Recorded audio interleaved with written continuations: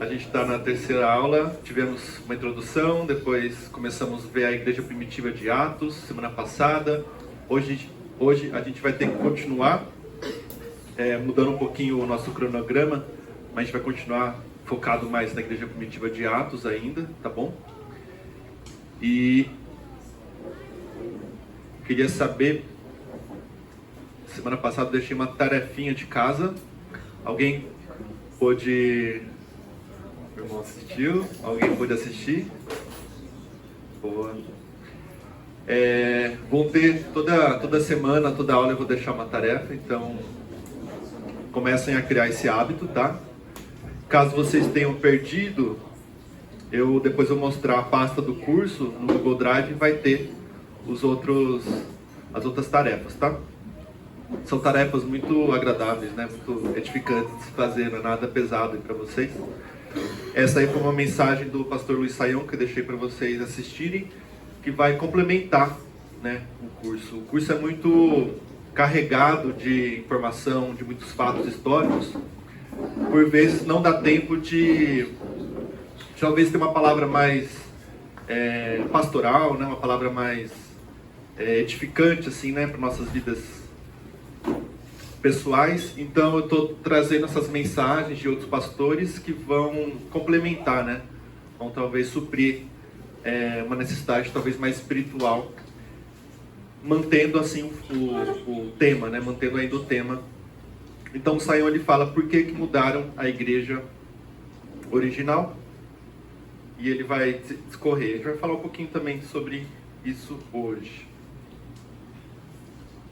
Lembrando, como sugestão de leitura, né, o livro História Ilustrada do Cristianismo. Eu vi que tem bastante na livraria, bastante assim, eu acho que 3 volumes, 3 unidades, quer dizer, desse livro lá na livraria, tá? É um livro grande, né, é bem papudão, assim, bastante, mas quem quiser se aprofundar, né, a leitura não é difícil, mas não deixa de ser uma leitura assim, grande, né? De volume, né? Então quem quiser se aprofundar, tem essa sugestão de um autor respeitado tanto na igreja quanto nas universidades, tá? O Justo Gonzalez.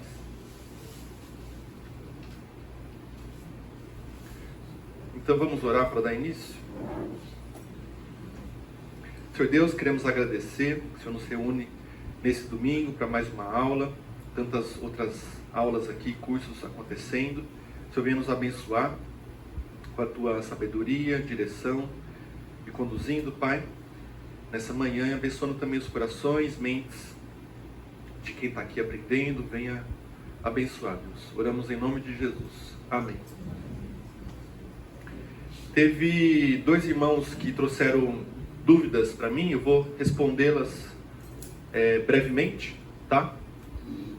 A primeira, quando a gente leu em Lucas 1, Evangelho de Lucas, capítulo 1, de 1 a 5, a gente vê Lucas dando uma introdução ao seu evangelho, falando que ele investigou com muito cuidado tudo que aconteceu, ele ouviu testemunhas, e ele então faz um relato e faz uma exposição em ordem para Teófilo, né? E ele começa o seu evangelho, tá? Depois em Atos, no primeiro capítulo, ele também retoma essa introdução. Então uma dúvida quando ele fala que vai fazer uma exposição em ordem, Lucas está querendo dizer que ele vai escrever de maneira cronológica, uma sucessão cronológica dos fatos? Ou esse ordem tem outros significados? Era mais ou menos essa dúvida. Eu dei uma lida, alguns comentários.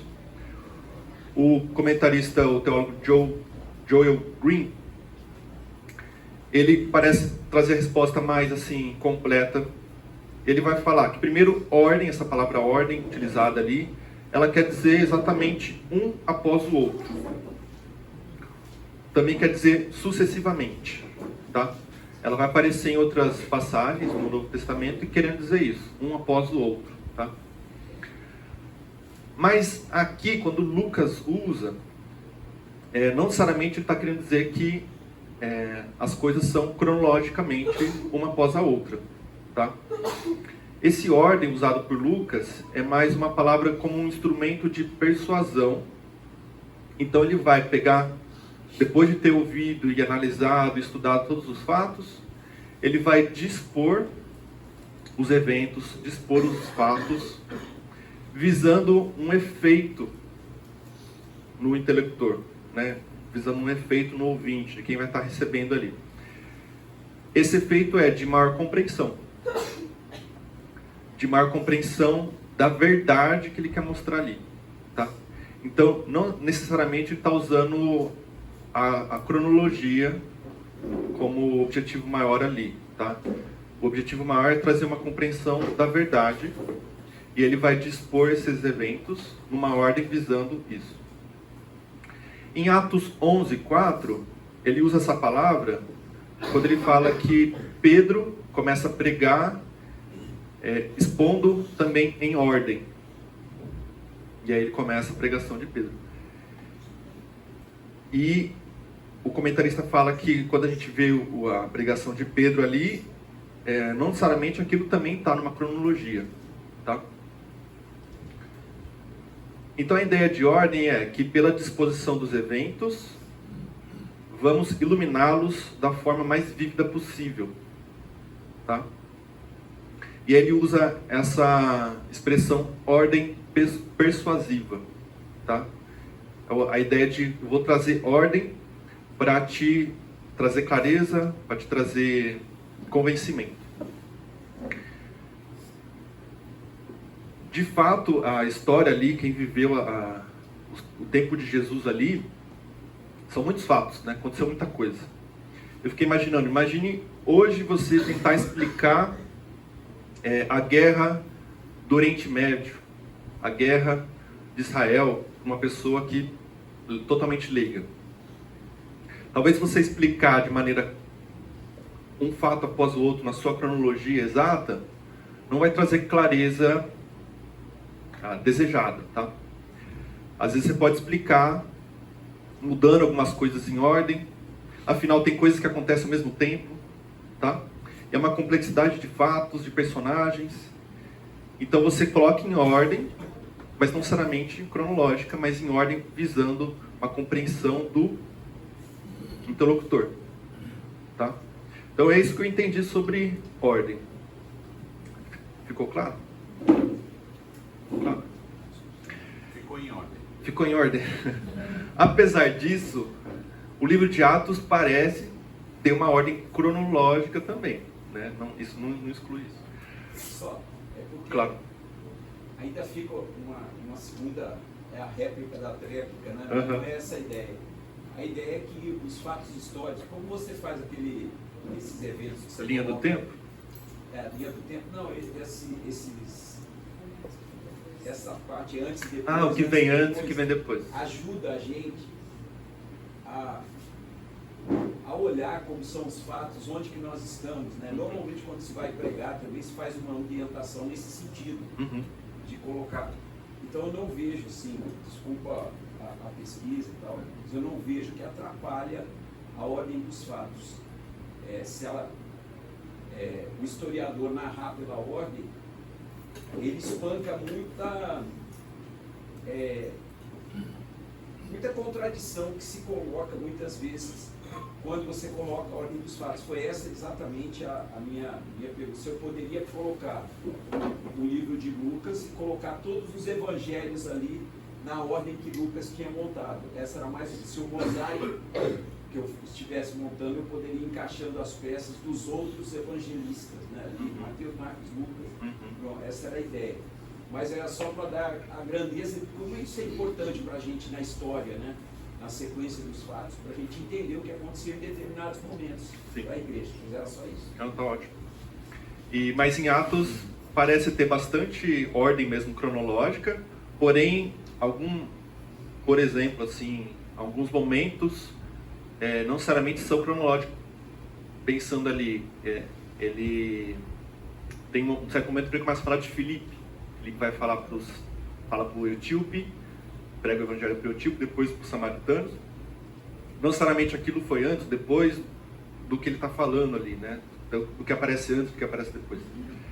Então, mas ele coloca ali porque vai fazer conexão com a narrativa principal, da expansão do Evangelho e tudo mais. Então é nesse sentido, tá? Que às vezes a ordem não é 100% cronológica. A outra dúvida, eu vou falar no momento certo da aula, tá, João? Sobre aquela questão de se Lucas, como historiador, utilizou outras convenções históricas ali, e que aparecem, se aparecem outras convenções históricas na sua narrativa, eu vou tratar disso depois. Bom, então só mencionando aqui essa mensagem do Saião, por que mudaram a igreja original? Talvez você já ouviu falar, eu mesmo, já pensei, o seguinte: a igreja hoje precisa voltar para a fonte original, né? Voltar para o que ela foi no início, né? Isso é um pensamento que pode ter uma intenção boa, não está totalmente errado, mas por vezes, às vezes a gente quer voltar para algo que nunca foi, né? A gente quer voltar, retomar essa igreja original, mas talvez ela não é aquilo que a gente espera ou achava que ela fosse ser. Então a gente vai olhar aqui para Atos, tentando enxergar que igreja original é essa que a gente quer voltar. Atos 1 e 2, eu fiz um esquema aí para a gente só relembrar bem. A gente está no primeiro e segundo capítulo de Atos ainda. Fiquem calmos, tá? Eu sei que é a terceira aula, a gente está ainda no primeiro e segundo capítulo de Atos, mas acho que vai dar tempo, tá? A ideia era mesmo focar bastante tempo assim nesse comecinho, e depois a gente vai dar saltos maiores na história, tá? Na linha do tempo. Então, lembrando, Atos 1 começa com Jesus se despedindo, né, dos 11 discípulos, que se tornarão os 11 apóstolos. Ele dá a grande comissão ali, ser testemunhas em Jerusalém, Judéia, Samaria e até os confins da terra. Ele dá algumas ordenanças também: não se afastem de Jerusalém, né? Fiquem ali, mantenham-se em Jerusalém. E ele sobe aos céus. Os discípulos ficam um tempo ali considerável, olhando para os céus ainda, com os olhos fitos no céu, a ponto de precisar um anjo vir e falar: gente, vamos lá, volta para Jerusalém. Então eles voltam, se reúnem no cenáculo. Ali diz que tem outros discípulos, também tem a família de Jesus, tá?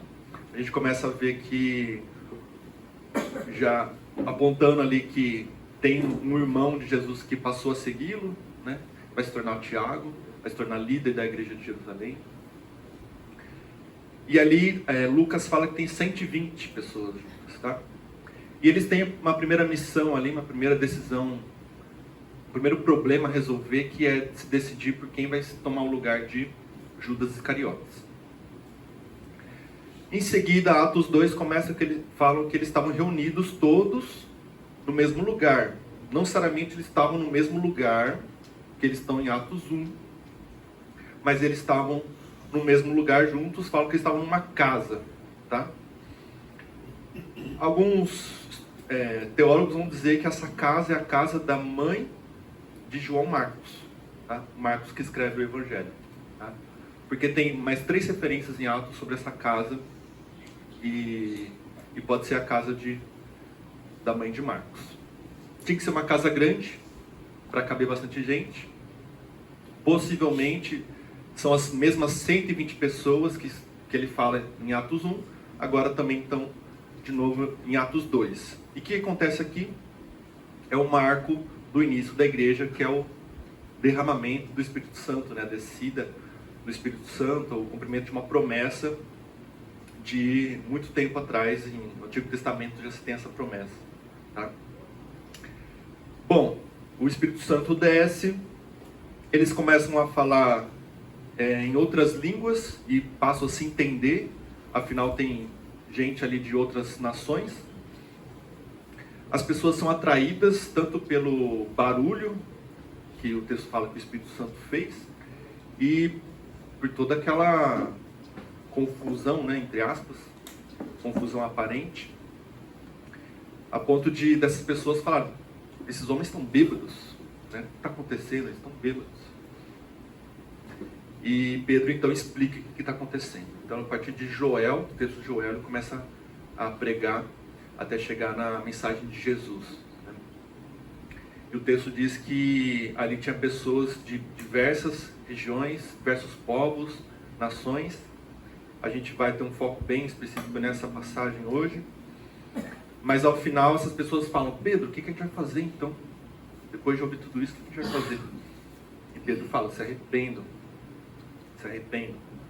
aceitem Jesus. Então o texto fala que 3.000 pessoas se convertem naquele momento e elas são já batizadas. Então esse é o início da igreja como um todo, início da igreja primitiva, e vai ser o início da igreja de Jerusalém também, tá? Isso aconteceu quando?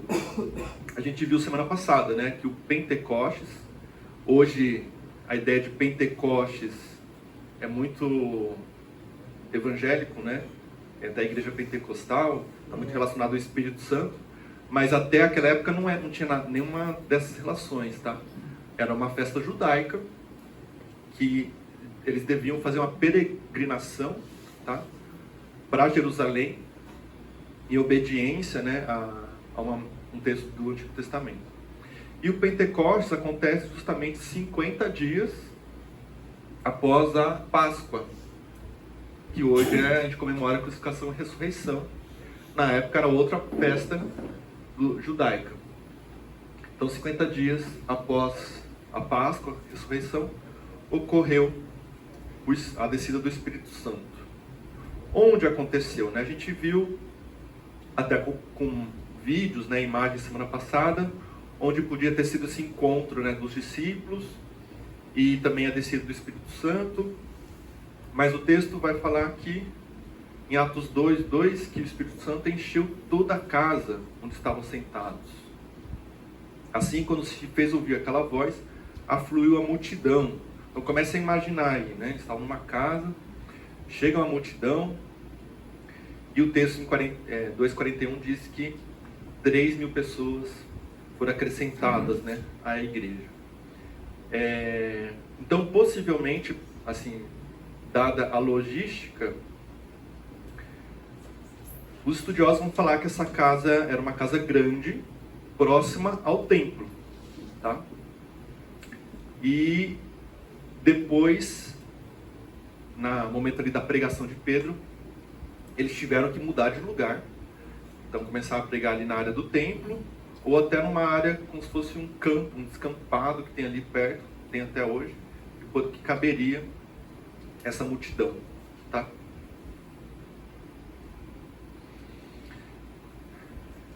A gente está falando da igreja primitiva, a gente está falando dos séculos 1 ao 3, tá? Se vocês localizarem na linha do tempo, a gente está no comecinho, tá?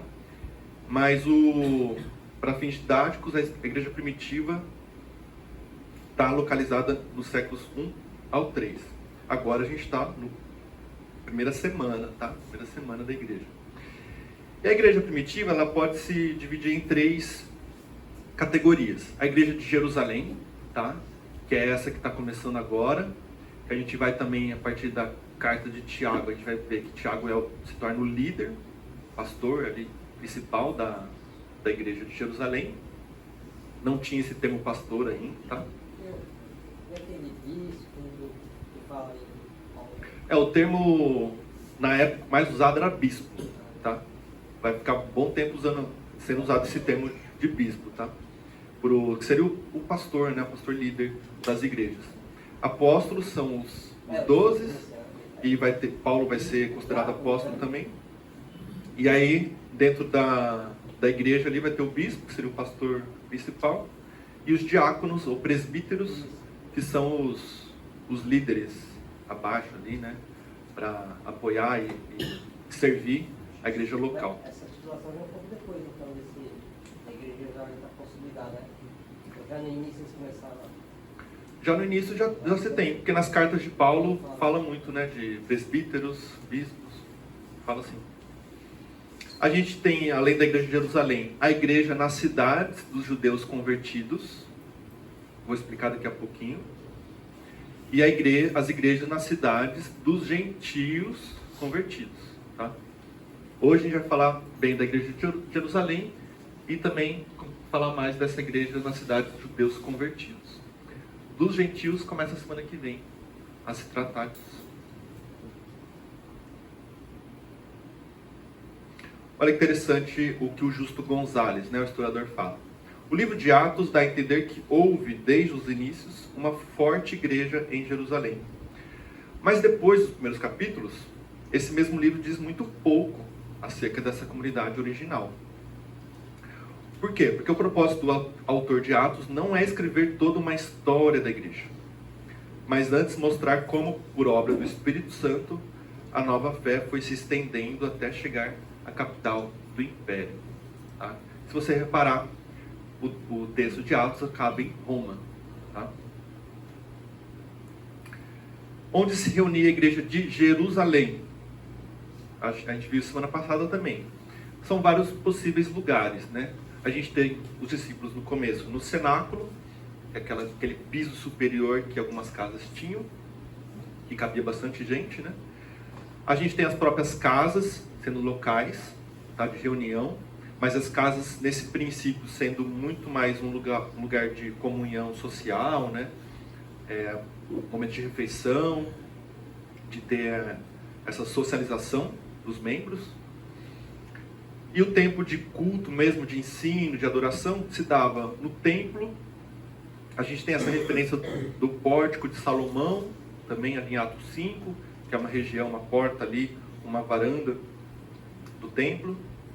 E as próprias sinagogas são utilizadas pelos convertidos, né? Judeus convertidos. Então a gente não tem um lugar somente, tá? O texto de Atos não deixa claro isso. Não tem ali um lugar exato, com o nome de uma rua, número, e essa é a igreja de Jerusalém. Não tem isso. Tem esses diversos lugares aí de reunião. Por isso que eu falei para vocês semana passada que essa primeira frase que eu li, que diz que a igreja primitiva não tinha templos, se reunia nas casas dos convertidos. Por quê? Porque Jesus também se reunia só em casas e ensinava em casas. Não é bem verdade, tá? A igreja de Jerusalém, tá? E a igreja primitiva como um todo, no início, nesses primeiros séculos, tá? Ela vai se reunir nos espaços comuns dos templos, nas sinagogas, também nas casas, tá? Então tem essa pluralidade de locais, tá bom? Então, para vocês visualizarem, a gente vai ter, nesse início, a igreja se reunindo em diversos lugares. Depois elas vão começar a focar mais nas casas, depois dos primeiros séculos, por conta de quê? Perseguição. Vai ficar difícil ir para os templos, e ter uma sinagoga e tal. Passada a perseguição, começa a construção dos edifícios cristãos, tá bom? Professor, Diga lá. esse detalhe da igreja no templo e nas sinagogas, nas casas seria dos gentios, dos convertidos, porque templo e sinagoga parece que não entra gentio. Era só dos judeus? No templo, o templo tinha a área dos gentios, né? Tinha o pátio dos gentios, lembra? O pátio, então no templo entrava. Nas sinagogas eu não sei ao certo. Talvez realmente assim, tinha. Gentios, porque quando Paulo e Barnabé estão pegando a primeira viagem missionária, teve até a contradição que os judeus eles rejeitaram o evangelho, mas os gentios que estavam ali aceitaram. Então os gentios de alguma forma eles tinham acesso A sinagoga. Então o texto aponta para isso, então. Mas tem que lembrar também que as sinagogas não eram grandes, né? Se não me engano, para você iniciar uma sinagoga, você precisaria ter 10 judeus, ou 10 famílias, mas nunca era alguma coisa muito grande e parece que no tempo de Jesus em Jerusalém existiam várias sinagogas, alguma coisa como dezenas de sinagogas. Então era uma coisa distribuída. Sim. Ok? Agora a gente vai começar a falar, então, recapitulando. Falamos quando aconteceu, onde aconteceu, vamos falar quem fazia parte. Tá? Agora a gente vai estudar sobre os membros, né? Qual era o perfil dos membros dessa igreja primitiva. A gente vai ler o texto de Atos 2, 5, 11. Quem puder ler bem alto, ou na Bíblia de vocês, ou aqui na projeção, pode ler, por favor. Estavam morando em Jerusalém judeus, homens piedosos, vindos de todas as nações debaixo do céu. Assim, quando se fez ouvir aquela voz, afluiu a multidão, foi tomado de perplexidade, porque cada um os ouvia falar na sua própria língua. Estavam atônitos e se admiravam, dizendo: vejam, não são galileus todos esses que estão aí falando? Então, como os ouvimos falar, cada um em nossa própria língua materna? Somos partos, medos, elamitas e os naturais da Mesopotâmia, Judéia, Capadócia, Ponto, Ásia, da Frígia, Panfilha, Egito e das regiões da Líbia, nas imediações de Cirene, e romanos que aqui residem, tanto judeus como prosélitos, cretenses e árabes. Como os ouvimos falar sobre as grandezas de Deus em nossas próprias línguas? Obrigado. Então, destacando aqui algumas coisas. Primeiro, estavam morando em Jerusalém. Judeus, homens piedosos, vindo de todas as nações debaixo do céu. E aí, Lucas vai fazer uma listona, né? De quem são essas pessoas. Da onde elas vieram. Tá? E aqui eu respondo a dúvida do João. Tinha perguntado se Lucas tinha usado algumas outras convenções, ou tentando pensar outra palavra, mas algumas outras formas, convenções históricas, né, que eram utilizadas por outros historiadores da época e que Lucas usa, e então aponta para essa historicidade do texto e tal, né? O fato de Lucas usar essa lista, ela é encontrada num outro documento histórico da época, que apresenta assim, uma lista assim, de povos e regiões de várias nações. Inclusive o mesmo número é utilizado. Tá? São outras regiões, mas o mesmo número. E a ideia de... A gente vai ver que essa lista aponta para regiões que estão ao norte, ao sul, a leste e oeste. Esse outro documento também. Tá?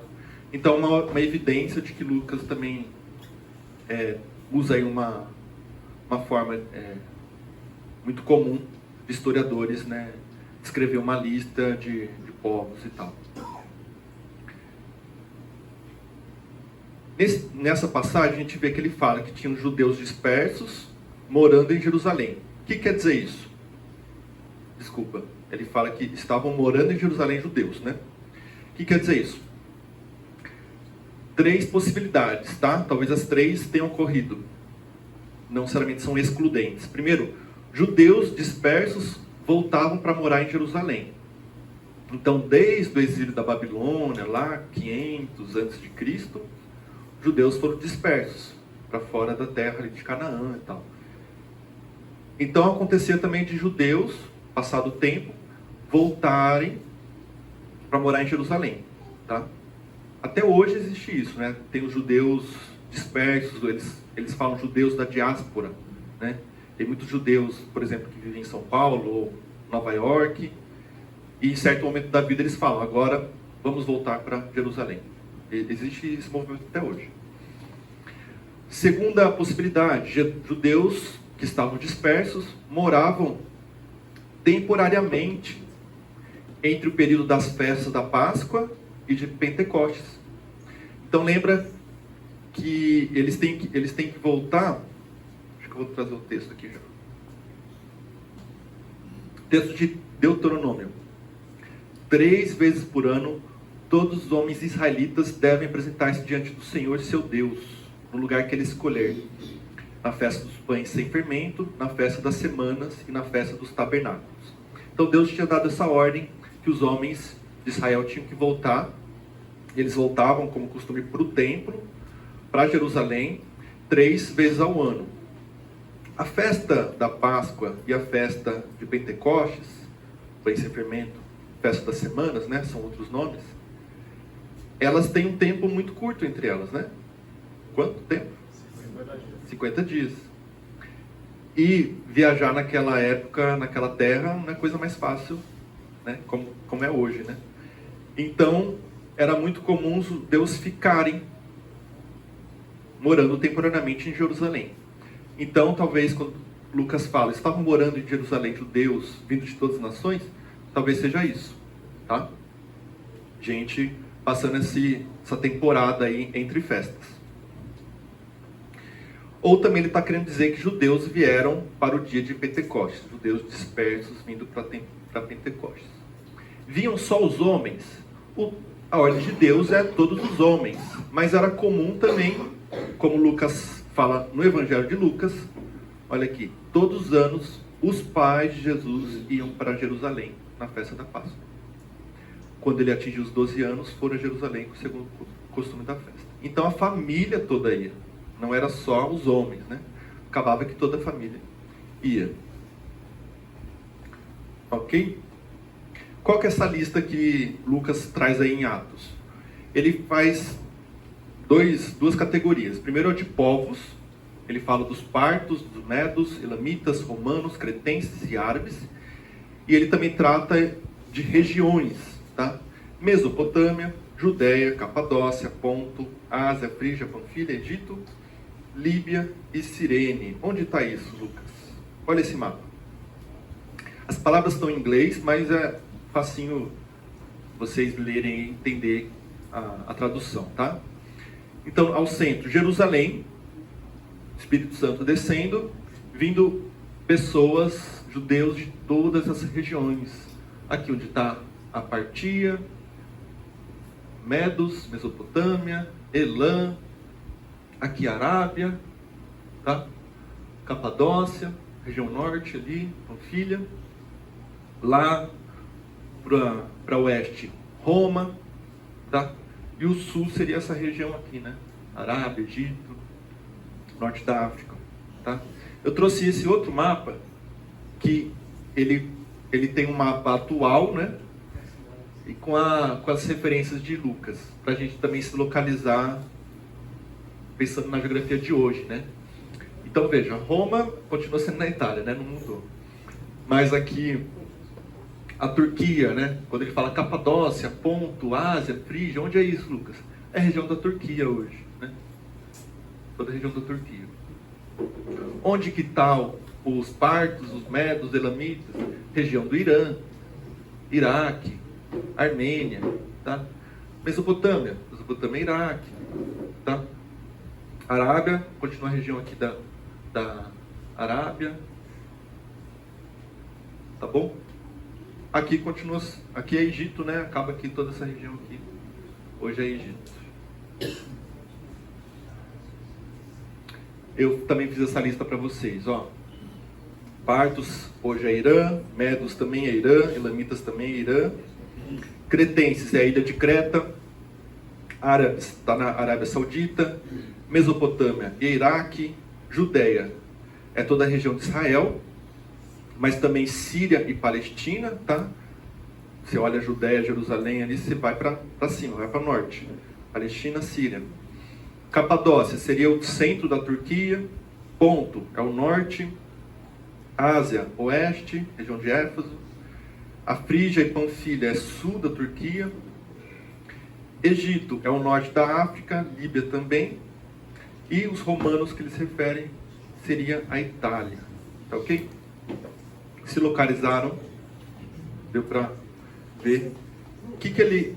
Dúvida? Esse material vai estar na apostila. Esse material vai estar disponibilizado tanto no Drive, a pasta do curso, que eu estou deixando o QR Code para vocês, mas também fica no site da igreja, tá? O que é isso aqui, gente? falando em ano 1 depois de Cristo, 2000 anos atrás. É o mundo. É o mundo da época. É o mundo inteiro. Tá? É o mundo inteiro. Como se hoje tivesse vindo gente da Oceania, da Indonésia, das Américas, da Rússia, da China, todo mundo. Na época isso é o mundo inteiro, tá?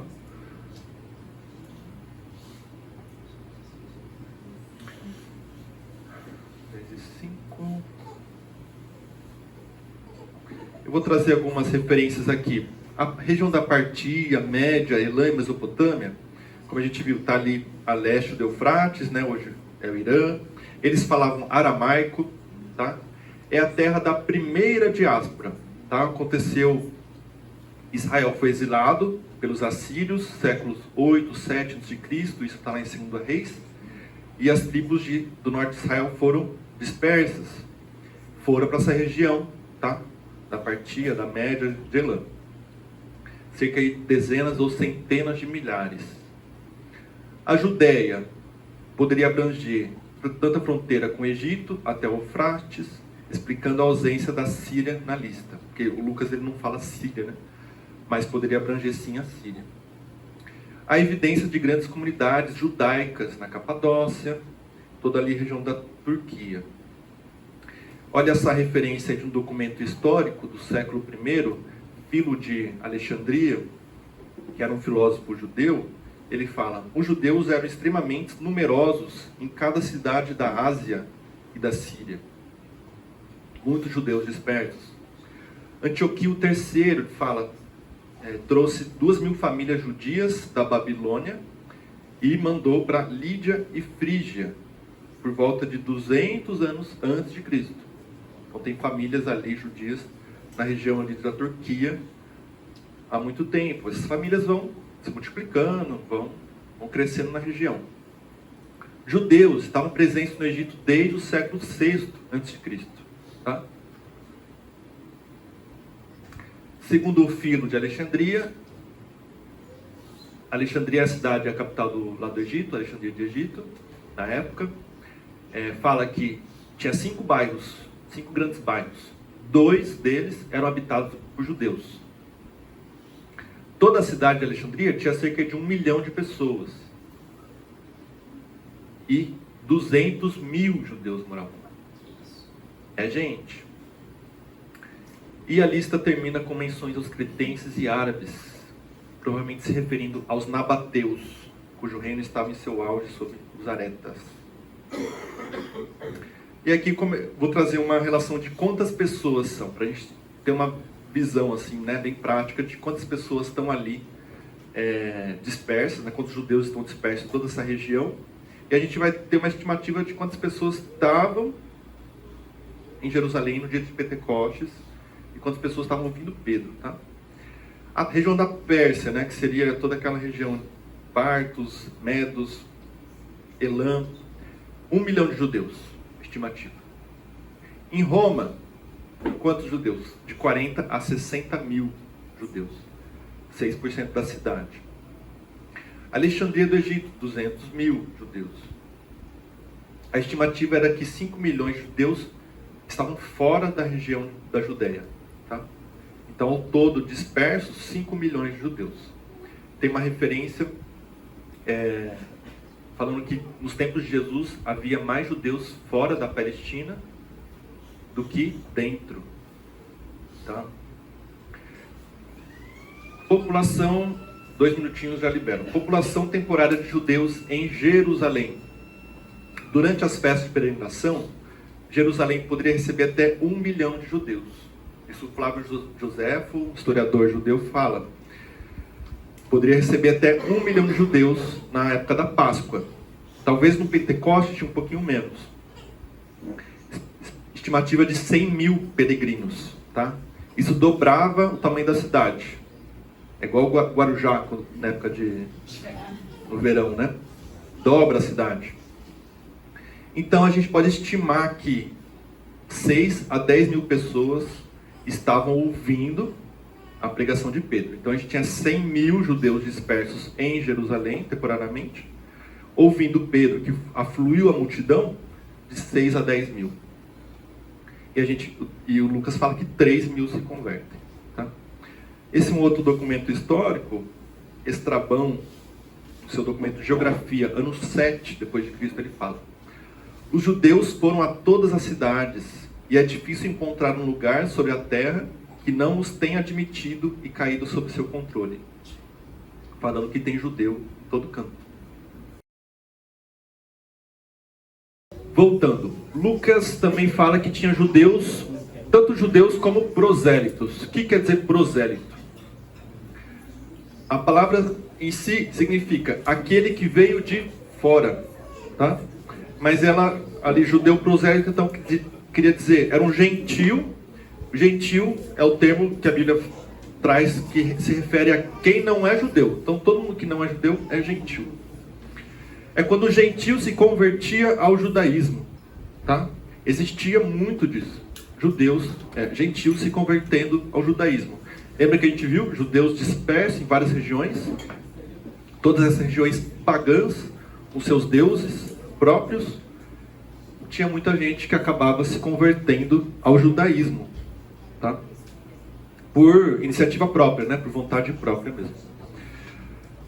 E tinha um rito, né? Eles tinham que passar pela circuncisão, os homens, né? Então, se um homem ali da Mesopotâmia, pagão, decidia-se pelo judaísmo, ele tinha que ser circuncidado independente da idade dele, tá?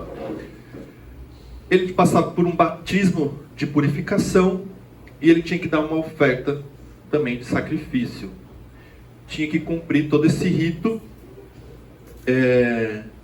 Por isso que aqui eu coloquei, mais mulheres se tornavam prosélitas do que homens. Isso, historiadores falam que o número de mulheres era bem maior. Por quê? É isso mesmo que vocês estão pensando. As mulheres, elas não gostavam da promiscuidade daquela época. Então elas tinham uma vida mais pura, então para ela era atrativo a vida que eles tinham, né? Planejada com o judeu.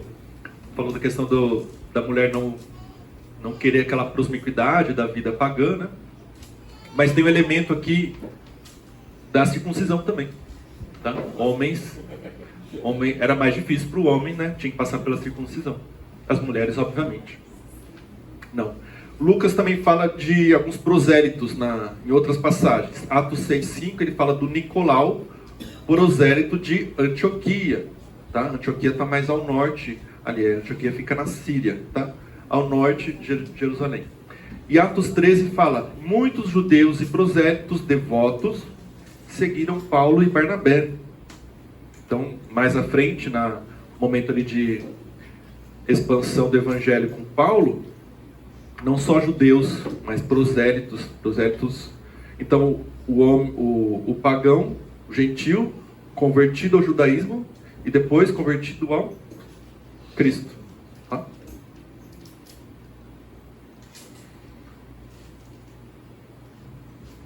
E aqui eu coloquei só para a gente lembrar que 3 mil pessoas se converteram logo nesse início. Então, quem fazia parte dessa igreja de Jerusalém?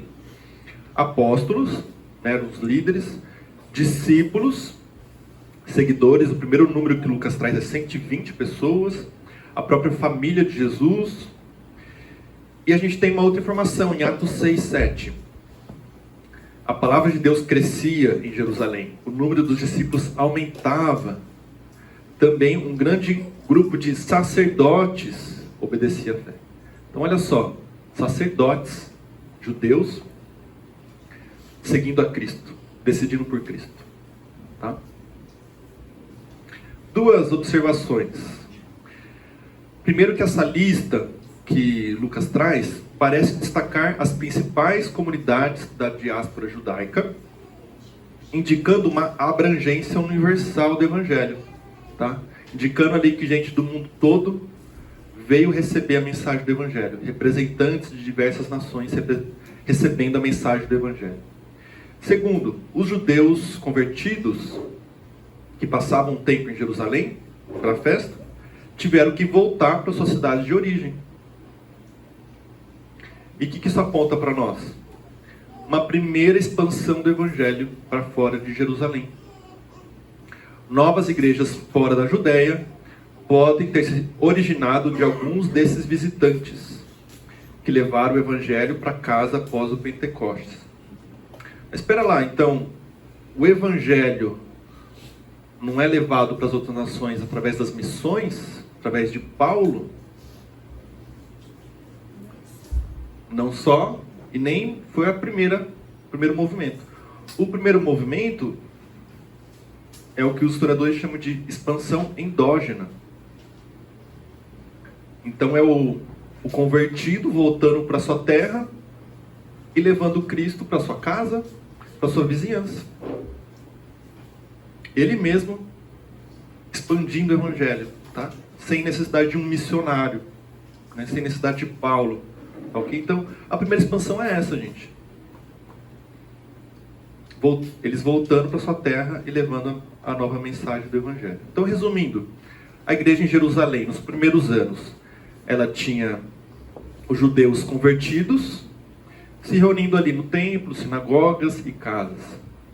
E ela tem uma outra igreja nascendo agora, igreja em outras regiões, que são os judeus convertidos e os prosélitos convertidos, tá? Reunindo em sinagogas e casas. Não tem um templo, porque o templo é só o de Salomão ali na época. Então eles vão se reunir em sinagogas e casas. Vamos avançar. A gente falou de igreja de Jerusalém. Prometi para vocês que ia falar então da igreja nas cidades dos judeus convertidos, para a gente ter essa ideia da expansão do evangelho. Eu selecionei para essa aula, para dar tempo, os cristãos partos, tá?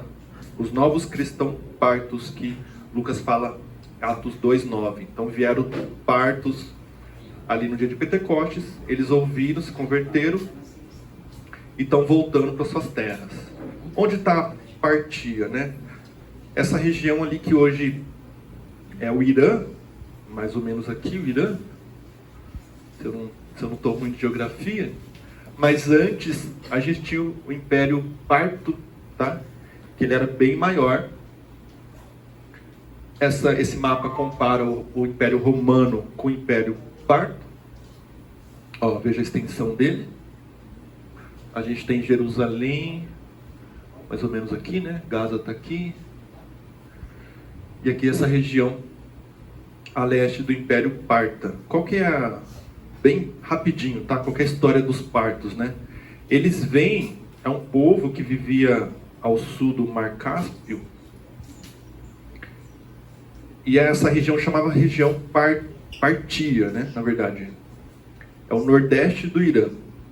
Ali o Império Persa ocupou, tá? Por muitos séculos, ocupava a região. Aí o Império Persa cai por Alexandre o Grande, que é o Império Macedônico. Mas depois a dinastia Assárcida vai dominar a região e vai instaurar o Império Parta. Então a gente teve o Persa, depois o Império Grego, né, do Alexandre o Grande. Esse cai e aí domina a região Império Parta. Mas por pouco tempo, ó, tanto que a gente nem ouve muito falar do Império Parta, né? É de 247 a 224 depois de Cristo, né? Alguns séculos aí. A dinastia ali da Arsácida, né? A família Arsácida, que mantinha uma federação de povos. Então ela tinha um controle central, tinha vários pequenos reinos, pequenas cidades, né? Cidades-reino, que tinha naquela região. E eles tinham esse controle ali, que eles ofereciam segurança, cobravam tributos, ofereciam segurança, controle, para evitar a invasão de inimigos.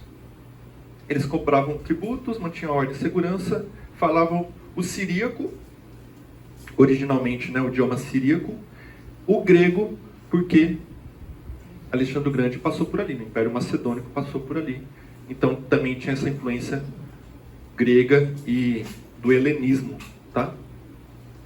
Mas os judeus, eu estou falando dos partos, tá? Etnia, povos partos. Mas os judeus, Lucas? Os judeus estavam naquela região desde o exílio babilônico, século VI a.C. Isso está em 2 Reis. Lembra? O rei Ciro falou judeus podem voltar para sua terra, pode voltar para Jerusalém. Isso está lá em Esdras. Mas fala que alguns judeus ficaram. Algumas famílias não quiseram voltar, ficaram lá. Então tem judeu se multiplicando ali desde essa época. A cultura judaica na Partia foi influenciada por tradições partas e helenísticas. Esses judeus, eles até sofriam um certo tipo de preconceito pelos judeus de Jerusalém, porque eles não quiseram voltar, e eles acabam abraçando muito da cultura, tanto da região parta, quanto dos gregos, do império que esteve ali, tá? Então é um judeu bem miscigenado, tá bom? Acabam pegando o idioma também, falando grego, falando siríaco, perdendo ali o hebraico. Então, séculos depois, os judeus partos vão para o dia de Pentecostes. Então, os judeus que estão nessa região do Irã vão para cumprir o dia de Pentecostes em Jerusalém. O que acontece lá? Houve um barulho, vamos ver o que é. E Pedro prega o evangelho para eles. Eles se arrependem, se convertem a Jesus Cristo. Ali muitos judeus se convertem a Jesus Cristo e depois retornam para suas casas. Era um movimento natural, eles voltarem para suas casas, né? Levam os evangelhos. Os assárcidas, né? O governo ali dos partos, foram receptivos ao cristianismo nos primeiros séculos. Eles tinham uma outra religião ali da época, mas eles receberam o cristianismo tranquilamente, em termos oficiais, tá? Do Estado. Mas como era uma região muito... tinham reinos, né? Cidade-reinos muito distribuídos, havia hostilidades localizadas. Então, meio que cada cidade, cada reino, acabava recebendo de maneira diferente, tá? Esses judeus cristãos. Como no reino de Adiabena. E registros apontam que ao final do período parta, 224 depois de Cristo, havia mais de 20 igrejas na região, tá? Mais de 20 igrejas na região. Tem registros de conversões no reino de Adiabena em 99 depois de Cristo, tá? Lucas, por que você está falando do reino de Adiabena ou Adiabene, né? Porque é um reino que faz parte do Império Parta, tá? Faz parte aqui da região dos partos, que hoje é a região do Irã, tá? Para ficar bem claro. Arbela é a capital do reino de Adiabena. Outra imagem para vocês. Adiabena, Arbela, faz parte do Império Parto. Tem um documento histórico do século VII depois de Cristo, que vai contar histórias do passado desse reino de Adiabene. Fala assim, Crônicas de Arbela. Ela vai contar sobre um missionário, que chama Tadeu, que ele evangeliza um escravo, que chama Pequida, não sei se a pronúncia é assim, Pequida. Esse Pequida se torna o primeiro bispo da terra de Adiabena. Lembrando que bispo era o pastor da época. Ali, comecinho do segundo século, ó, entre 100 e 115. E fala de um outro bispo, o Sansão. Não é o Sansão fortão do cabelão, tá? Não é esse. Eu trouxe aqui um trecho desse documento histórico para vocês, ó, Crônicas de Arbela. Sansão pregou nas vilas vizinhas a Adiabena durante 2 anos. Batizou um grande número de pessoas. A fé cristã se espalhou amplamente. Quando os nobres e sacerdotes ouviram falar disso, algemaram Sansão. Quem são esses nobres sacerdotes? Né? Nobres, pessoal da elite ali, sacerdotes porque tinham judeus, né? Algemaram Sansão, torturaram-nos severamente, cortaram sua cabeça. Faltou furar os olhos, né? Sansão, eu fazendo piada com isso. Sansão foi o primeiro mártir que de nosso país subiu aos céus. Sansão havia sido diácono do bispo Pequida e mais tarde em 121 depois de Cristo, chegou a ser bispo de Adiabena. Olha que interessante, gente. Olha que interessante. Um registro histórico, fora da Bíblia, mostrando essa expansão do Evangelho a partir do dia de Pentecostes, em Jerusalém. Um povo ali que Lucas fala, né, o quarto, saindo, voltando.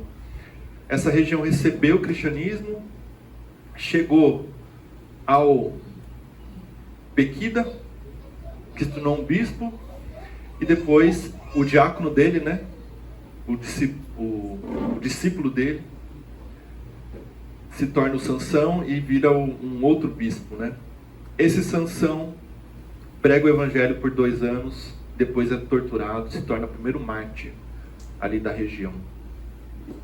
Esse é o cristianismo, né? O evangelho chegando à região hoje que a gente considera o Irã, tá? O Irã hoje, eu gosto de fazer esses paralelos entre passado e presente. Como que está o Irã hoje? Essa é uma foto real de uma igreja reunida na casa, tá, de um convertido no Irã, uma foto atual. Hoje a igreja cristã no Irã tem que se reunir só em casas, devido a perseguições. Mas ela por muito tempo foi muito grande lá. Antes da Revolução Islâmica de 79 no Irã, tinha apenas algumas centenas de convertidos ao cristianismo. Tinha pouco. Porque, lembrando, o islamismo cresceu, né, depois dos anos 600, o islamismo cresce ali e tal, vai diminuir os cristãos, né? Então agora, recentemente, esse é um artigo desse ano. Nos últimos 44 anos, tem havido ondas intensas de perseguição contra os iranianos que decidem se tornar cristãos. Mas, de forma surpreendente, na última década, falando de agora, né, 2020, o Irã tem sido uma das igrejas de crescimento mais rápido do mundo. Olha só. A gente vê jornal aí, vê notícia de guerra, né, de confusão lá. É uma das igrejas cristãs que mais cresce no mundo. Cresce mais rápido. Algumas estimativas apontam para 1 milhão ou mais de iranianos que estão se convertendo ao cristianismo. Isso hoje. A religião oficial lá, lembrando que hoje o Irã é governado por um regime xiita, né, que são os mais radicais muçulmanos que existem, né, que vão para a violência, né, para a luta armada. Mas esses muçulmanos estão se convertendo ao cristianismo. Eu trouxe um testemunho para vocês que fala assim: nasci em uma família muito apaixonada por Jesus e cheia do Espírito no Irã. Meu avô era um cristão de primeira geração, após um encontro radical com o Senhor.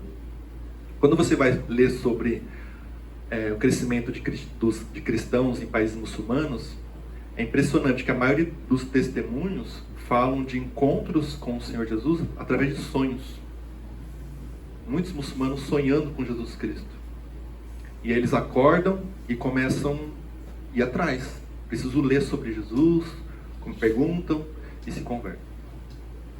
Durante vários anos após a sua conversão, a sua família organizou reuniões em sua casa, lançando um movimento emocionante no Irã e servindo como imagem fundadora da igreja iraniana hoje.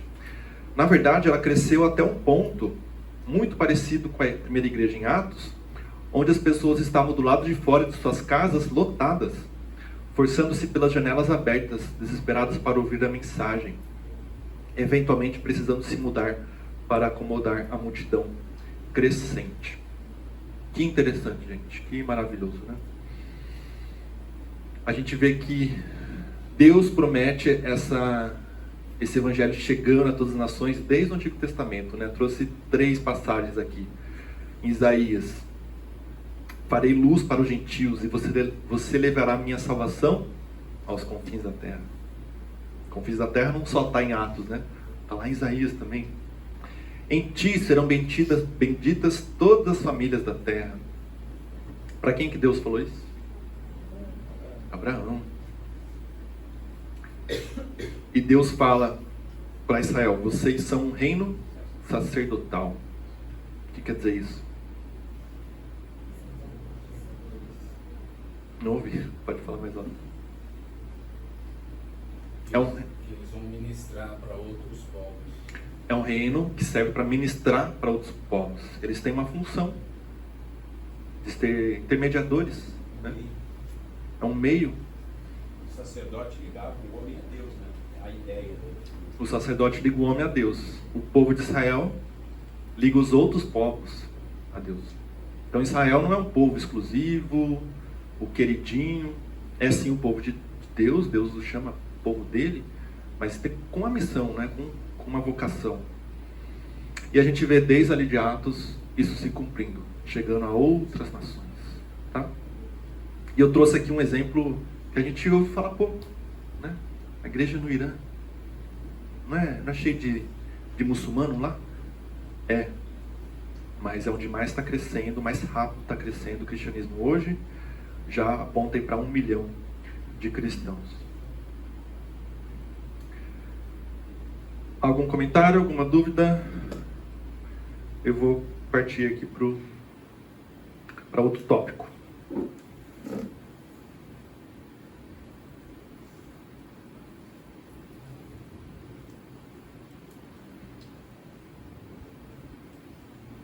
Vai partir para os gentios.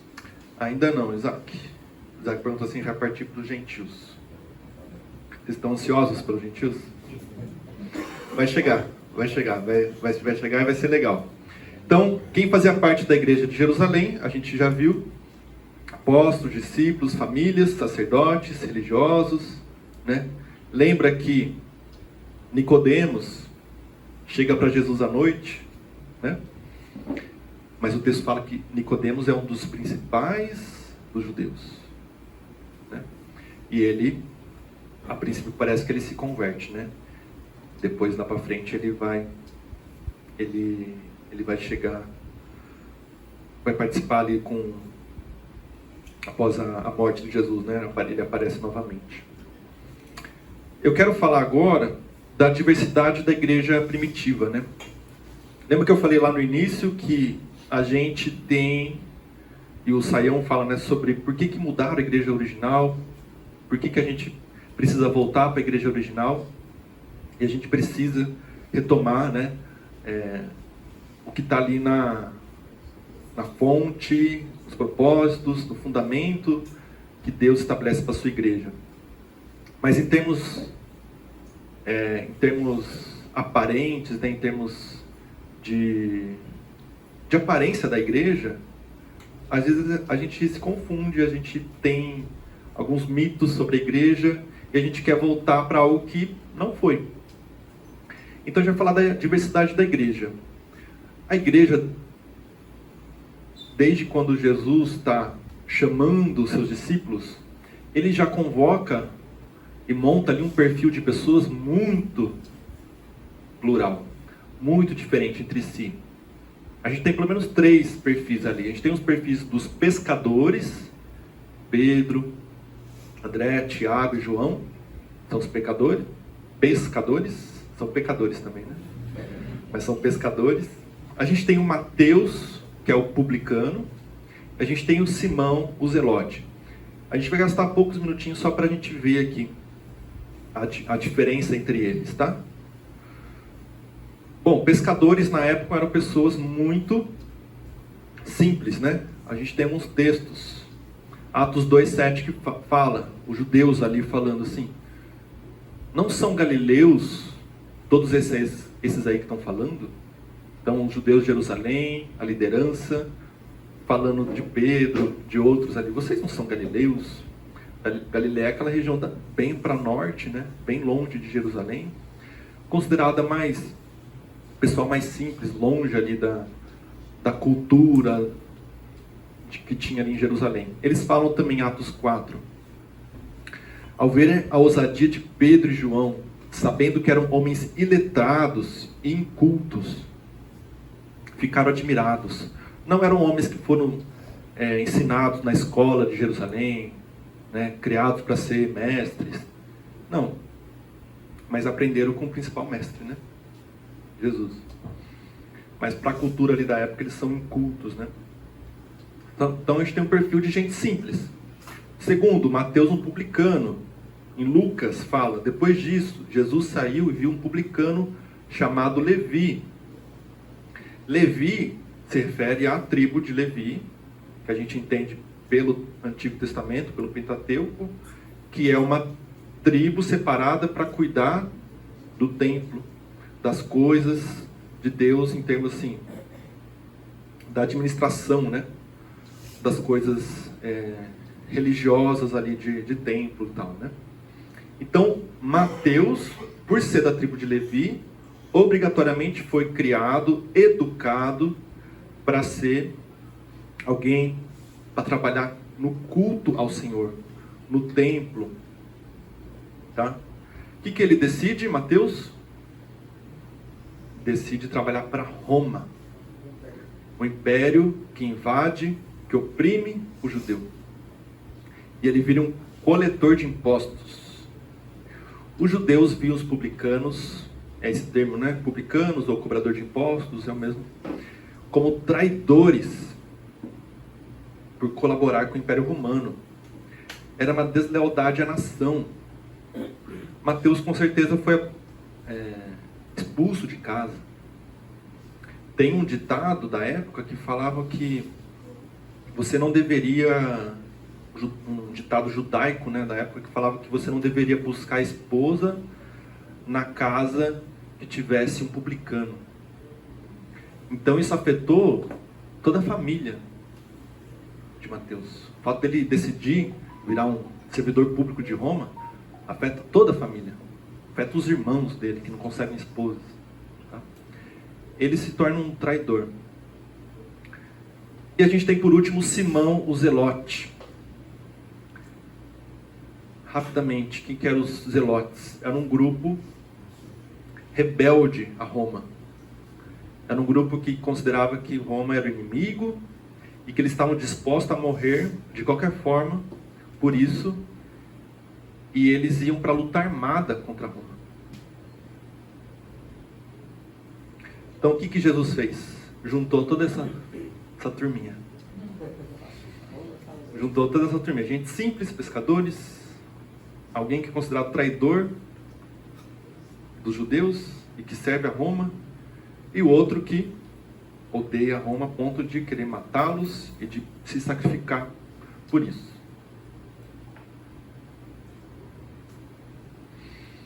Então, com tudo isso, a gente pode montar um cenário, né? Quem fazia parte da igreja primitiva? Ricos e ricos? Não, escrevi errado aqui. Ricos e pobres. Ricos e pobres, tá? A gente tem ricos, por quê? Quem tem casa grande em Jerusalém para receber muita gente? Quem é rico. Também sacerdotes, um dos principais judeus, gente rica. A gente tem homens e mulheres, o texto sempre fala, homens, mulheres. A gente tem líderes religiosos, tem leigos. A gente tem gente que abandonou, né, uma função de ser levita para servir a Roma. A gente tem alguém que é zelote, que quer morrer, a ponto de morrer para destruir Roma. A gente tem diversas raças, nações, gente da partia, né, os partos. A gente tem gente que vem do Egito, a gente tem judeu que vem de Roma, falando latim, falando grego, falando siríaco. A gente tem judeus, a gente tem gente que se converteu ao judaísmo. É todo mundo que fazia parte dessa igreja. E vai chegar a hora de entrar os gentios semana que vem. Concluindo, a igreja primitiva era tão grande, diversa e plural quanto a igreja contemporânea. A gente não tem uma forma de ser igreja pela aparência, né? Aparentemente igual naquele começo. A gente tem, não são só judeus nascidos em Jerusalém que formam a igreja lá no início. A gente tem gente do mundo inteiro formando a igreja. A expansão do Evangelho não ocorre somente com as viagens missionárias, mas sim com o retorno dos convertidos às suas casas. Olha aqui, em Atos não encontramos um modelo único e fixo de organização da igreja ao qual devemos retornar. O que isso eu quero dizer? Muita gente acha que a igreja de Atos é uma igreja pequena, que se reunia nas casas, é um povo humilde, simples, pouca gente, que se conhece, que ajuda um outro realmente, uma igreja verdadeira, né? É uma romantização, tá? Quando na realidade a gente tem uma igreja grande, em diversos lugares, e toda a sociedade fazendo parte dessa igreja, tá? Lucas, mas o outro Lucas fala lá em Atos que a igreja era unida, tudo que tinha dividia. Isso é verdade, a gente vai trabalhar esse texto depois. Mas em termos de forma, em termos de aparência, tá? Estou falando dos elementos externos, né? Não tem uniformidade, né? Não é uma igreja homogênea. É uma igreja plural como a nossa aqui, né? Gente que veio do Nordeste, né? Tem muita gente que veio do Nordeste, tem gente que nasceu aqui em São Paulo, tem gente que veio da igreja católica por muito tempo e se converte para cá, tem gente que veio do espiritismo, tem gente que veio de uma família muito pobre, tem gente que nasceu numa família muito rica, e Deus une todo mundo e fala, vamos ser igreja, vamos se amar, vamos se ajudar e vamos espalhar esse evangelho. A igreja é assim desde o começo. A igreja não é pequenininha, simples, nas casas, desde o começo. Quem tem medo de número, né? Quem tem medo de igreja grande, se assusta com Atos. 3.000 pessoas se convertem. Depois em Atos 4, 5.000 pessoas se convertem. É uma mega church, né? Atos 5, multidão. Atos 6, crescimento. É igreja grande, gente. Porque o evangelho está se expandindo. Ok? Algum comentário?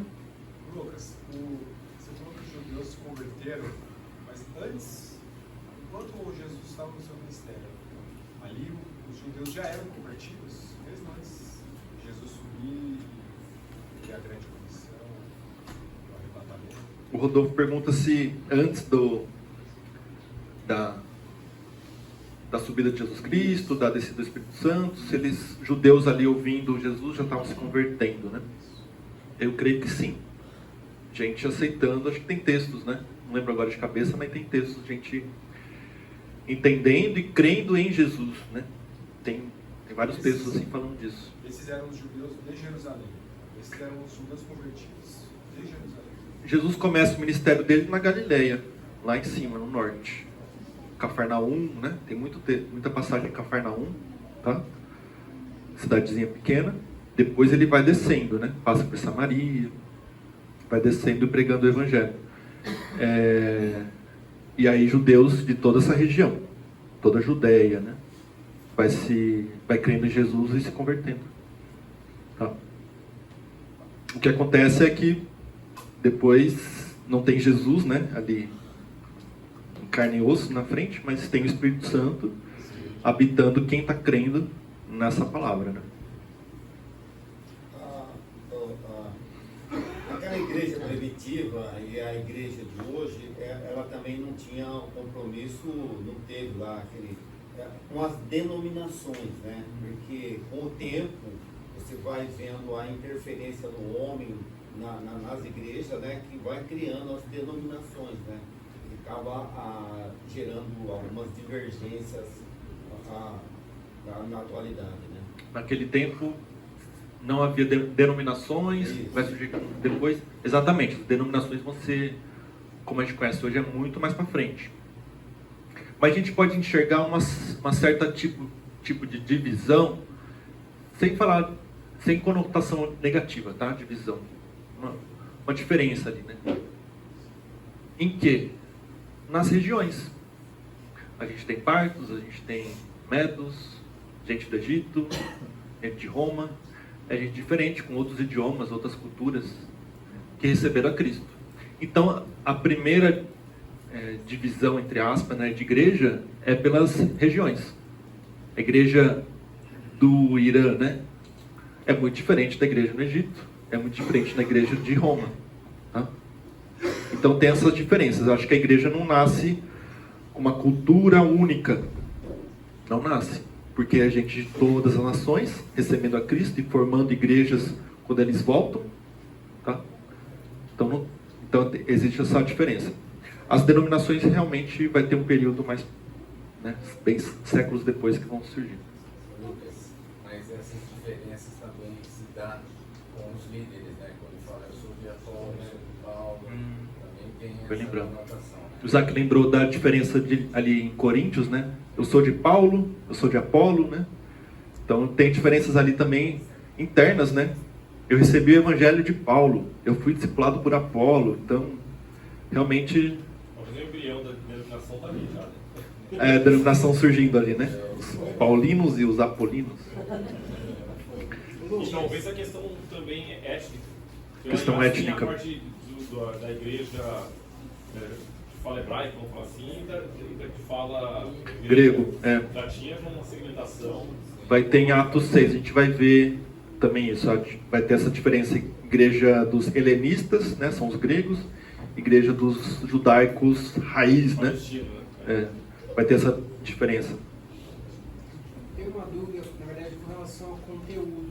Essa igreja, quando a igreja surge, essas pessoas que começam a formar as igrejas, os líderes que começam a pregar, eles passam a falar especificamente só dos feitos de Jesus, eles abandonam o Antigo Testamento, falam só sobre Jesus. Como é a transmissão desse conteúdo? Porque hoje a gente tem os livros do Novo Testamento para seguir. Nesse começo aí só se tinham as referências do Novo Testamento. O irmão pergunta sobre o conteúdo de ensino ali para esses primeiros cristãos. Ensinava-se o Antigo Testamento ou só ensinava as palavras e o feito de Jesus, né? Não, ensinava Antigo Testamento. Era a Bíblia que se tinha, era a Bíblia que Jesus aprendeu, leu e expôs, né? Jesus, ele não aboliu, né? Ele completa e ele ensina melhor, ele revela melhor o Antigo Testamento para o povo. E então se tem o ensino praticamente é ensinar o que está na revelação do Antigo Testamento, associando com o ensino de Jesus, né? Porque Jesus cumpre o que está no Antigo Testamento, né? E naquela época já circulava a Bíblia do Antigo Testamento traduzida para o grego, que é a Septuaginta, tá? Provavelmente é a Bíblia que Jesus usou, leu, e que ali esse povo que está se convertendo está usando também.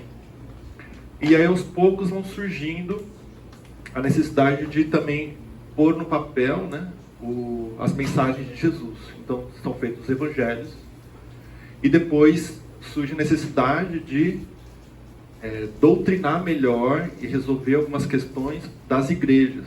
E aí surgem as cartas, né, dos apóstolos. Tá? E aí se torna tudo isso palavras de Deus para a edificação da igreja. Está respondido? Gente, antes de liberar, tarefa de casa, assistir essa mensagem do pastor Igor Miguel, pastor batista lá de Minas Gerais, BH, chama A Igreja, uma Família em Forma de Cruz. É só apontar o QR Code e vocês têm acesso aí. Tá bom? Alguém pode fazer uma oração para a gente finalizar?